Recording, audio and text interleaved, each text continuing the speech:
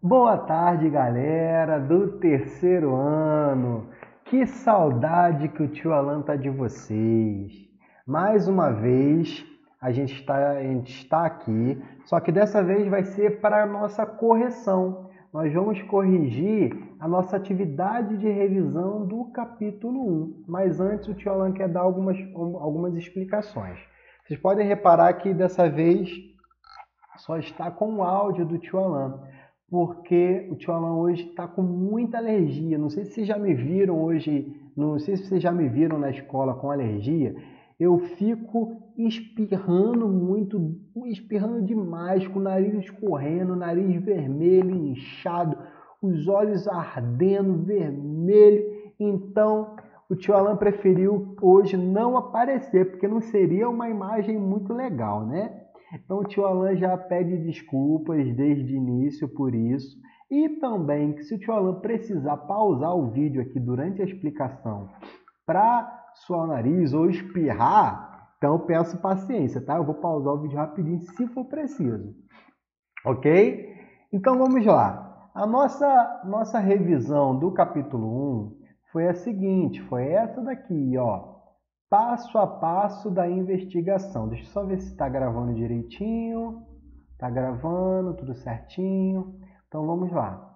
Passo a passo da investigação, que é esse capítulo 1. Aí a gente tem essa revisão inicial e depois já vem as perguntinhas que são bem fáceis, bem pequenininho. E todos vocês fizeram. Vamos lá então. Número 1. Escreva 3 características principais que todo cientista precisa ter para desenvolver o seu trabalho.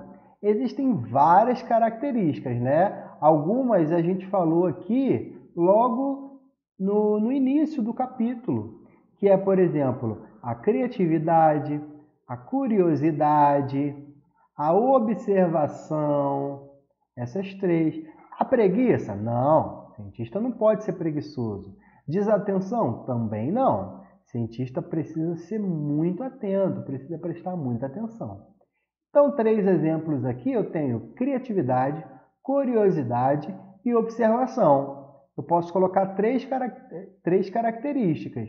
Se você botou outras, não tem problema, tá? Eu até separei aqui o gabarito e coloquei essas 3 aqui, ó.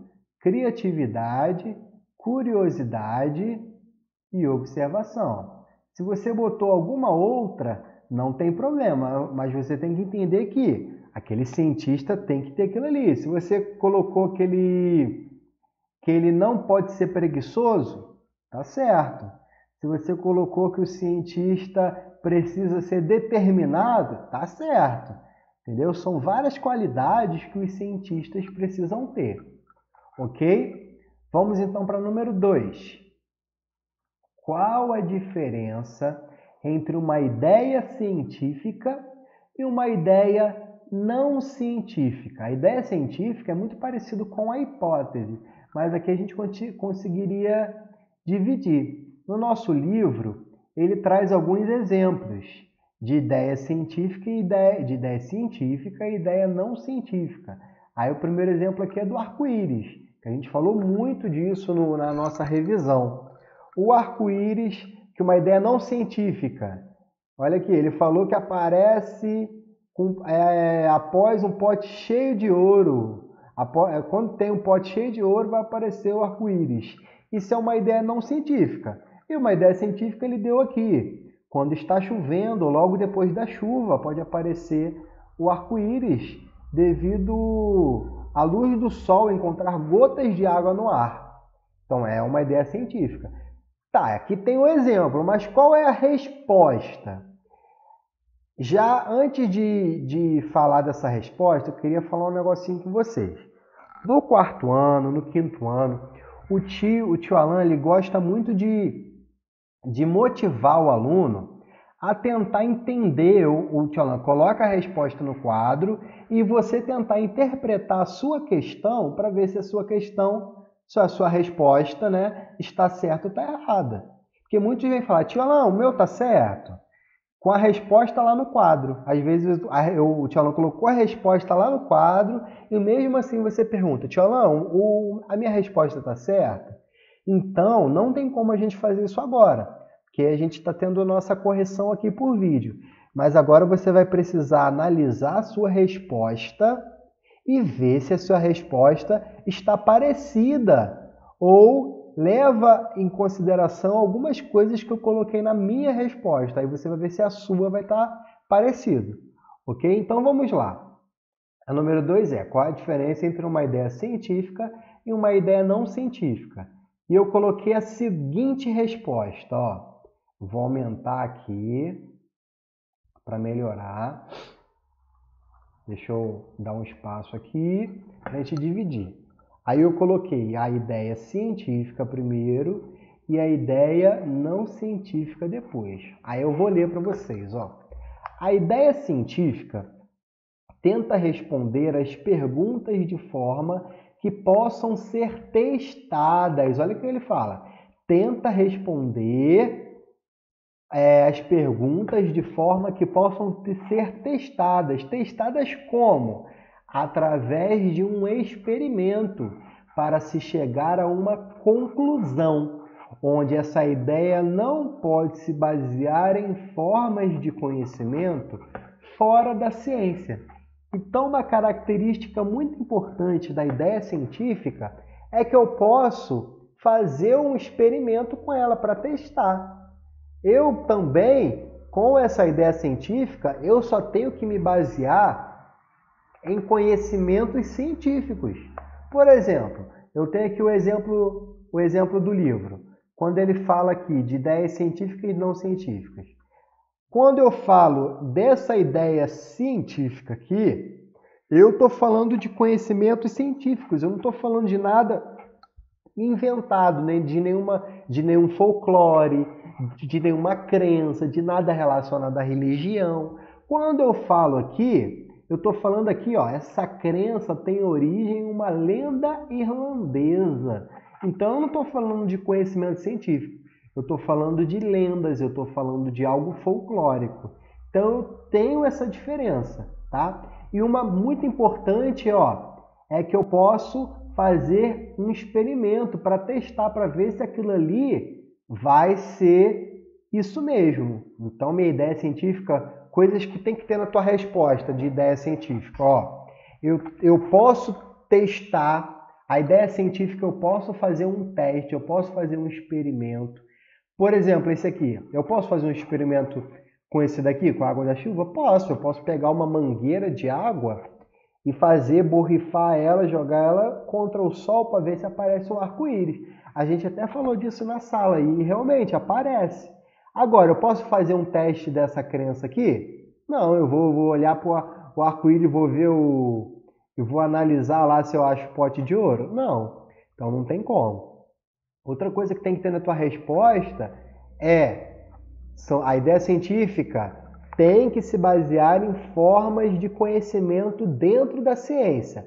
Ela não pode se basear em formas de conhecimento fora da ciência. Ok? Essa é a ideia científica. Já a ideia não científica se baseia em explicações religiosas ou baseadas em folclore, mágicas e crenças, ou seja, ideias não comprovadas ou testadas pela ciência. Tudo que for científico, tudo que for um pensamento científico, uma ideia científica, ela pode ser testada por outros cientistas através de um experimento. Já uma ideia científica não tem como ser testada. Não tem como eu explicar. Igual, por exemplo, esse outro exemplo aqui da sombra, quando você lê aí o seu livro na página 14. Quando eu falo da sombra aqui primeiro ele fala do Peter Pan, da história do Peter Pan. O próprio nome já diz, uma história, algo inventado ali, nesse caso, tá? Que foi a história do Peter Pan. Já uma hipótese, uma ideia científica, ele vai poder fazer o teste, como ele fala aqui no exemplo. Então essa é a principal diferença. Se você ficou com dúvida, anota também essa resposta aqui. Você dá um pause no vídeo e anota também para você ter uma resposta completa. Se você acha que a tua resposta não ficou completa, você pode anotar essa daqui na número 2, ok? Vamos então para a próxima. Número 3 a gente já vai o que são hipóteses. Aqui a hipótese ela é bem parecida com uma ideia científica, mas dá para a gente botar uma outra resposta. Por exemplo, eu coloquei aqui na nossa revisãozinha o que são hipóteses. São ideias iniciais que tentam responder a uma pergunta e elas devem ser científicas. O que é uma ideia científica? São ideias que podem ser testadas através de um experimento. Lembra disso? Ou seja, elas não podem ser explicações religiosas ou baseadas em folclore, mágicas, crenças e outras ideias fora do campo da ciência. Então vamos ver como é que ficou a resposta oficial. Foi exatamente igual ao que eu acabei de falar, tá? Essa foi a resposta no número 3, o que são hipóteses, ok? Então, dá um pause no vídeo e analisa a resposta. Provavelmente o que são hipóteses você deve ter colocado igual está aqui na nossa revisão. Melhor ainda, ok? Número 3 foi tranquilo. Vamos para a próxima, número 4. O que são deduções? Quando a gente fala de deduções, a gente vai lá na página 16. A gente já viu isso na nossa revisão, então a gente vai fazer só a correção.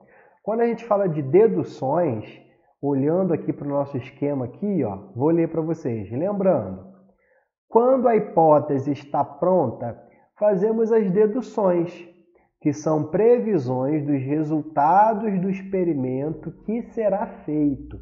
Então, eu tenho a hipótese pronta. E o que é a dedução? São previsões dos resultados do experimento que vai ser feito logo a seguir. Então, vamos lá. Como que ficou a nossa resposta? Número 4, que são deduções. Vou colocar aqui na 4, vou aumentar a imagem para o tamanho da letra. O que são deduções? Após a hipótese ficar pronta e antes de se fazer os experimentos, é preciso fazer as deduções, que são previsões dos resultados do experimento que será feito. Por que a gente tem que fazer a dedução? Porque a gente tem que ter uma ideia do que pode acontecer. A gente tem a hipótese e vai fazer o experimento para saber se aquela hipótese ali pode ser verdadeira ou não. Mas isso eu posso fazer uma dedução antes de fazer o meu experimento, tá? Para eu deduzir o que pode acontecer no experimento, ok? Então dá um pause no vídeo aí e analisa a sua resposta, para ver se está igual, se está parecido. Lembrando que qualquer dúvida pode procurar o tio Alan no WhatsApp, ok? Então vamos para a próxima. Número 5. O que os cientistas fazem depois que sua pesquisa acaba e conseguem chegar a uma conclusão? Isso vai estar lá na frente, lá no nosso livro, um pouquinho mais para frente. Deixa eu colocar, achei. Aqui, quase no finalzinho do capítulo. Vou ler esse pedacinho com vocês, E o que esse cientista faz, então, quando sua pesquisa acaba? Basicamente a mesma pergunta. Olha o que ele faz. Ele divulga para as pessoas tudo o que ocorreu. A pergunta inicial, as hipóteses que formulou, as deduções que fez, o experimento que foi feito, os resultados obtidos e a que conclusão ele chegou.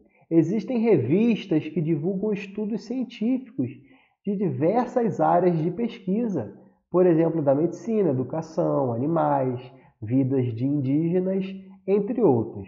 Os cientistas precisam publicar frequentemente os resultados dos seus estudos e ler o que os colegas pesquisaram e as conclusões a que eles chegaram. Isso faz com que as pesquisas sejam conhecidas, o que ajuda na formulação de novas perguntas ou de novas hipóteses para as perguntas feitas. Então, basicamente, gente, os cientistas vão precisar publicar para outros cientistas verem. né? Eles publicam através de revistas, eles criam artigos científicos, né? Que é a explicação de tudo que ele fez. Ele pode criar um livro, né? E ele vai explicando dessa forma. Então, como que vai ficar a nossa resposta? O que os cientistas fazem depois que sua pesquisa acaba e conseguem chegar a uma conclusão? Vamos ver a número 5, então, como que fica a resposta. Ó, eu coloquei assim, ó, a resposta que eu coloquei. Eles divulgam para as pessoas tudo o que ocorreu na sua pesquisa, desde a pergunta inicial até a conclusão. Eles fazem isso através de revistas, artigos, livros e sites que divulgam estudos científicos de diversas áreas de pesquisa, como a gente acabou de ler. Então, basicamente, essa é a resposta do número 5. Se você botou parecido, meus parabéns. Se você ficou na dúvida, dá um pause no vídeo, lê a sua resposta, lê essa pergunta para tentar tirar a dúvida, ok? E por último, nós temos a questão 6. Enumere as informações em ordem sequencial de acordo com as etapas do método científico. Então vamos lá, eu vou ler esse aqui e vou procurar aqui em cima para a gente ir colocando na ordem. Vamos lá. Conclusões dos experimentos em relação à pesquisa realizada. E aí, conclusões do experimento, eu tenho aqui a conclusão. Então, eu tenho aqui a minha número 5. Né? Etapa experimental. Etapa experimental é a parte do experimento.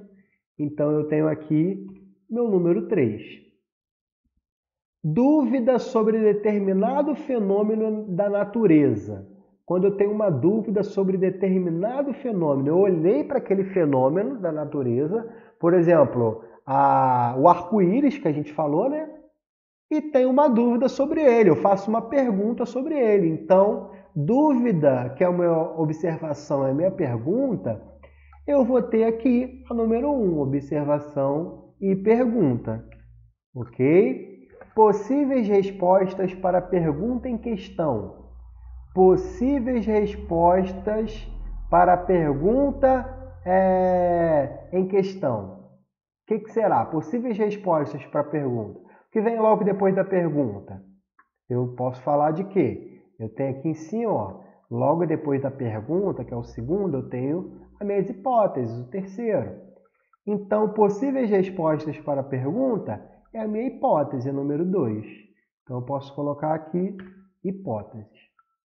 De acordo com as informações, organizo e faço comparações com minha hipótese.